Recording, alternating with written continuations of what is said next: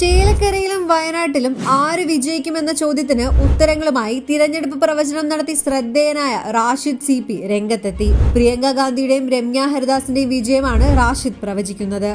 വയനാട് പ്രിയങ്ക ഗാന്ധി 3,42,000 മുതൽ 3,80,000 വരെ വോട്ടിന് വിജയിക്കും.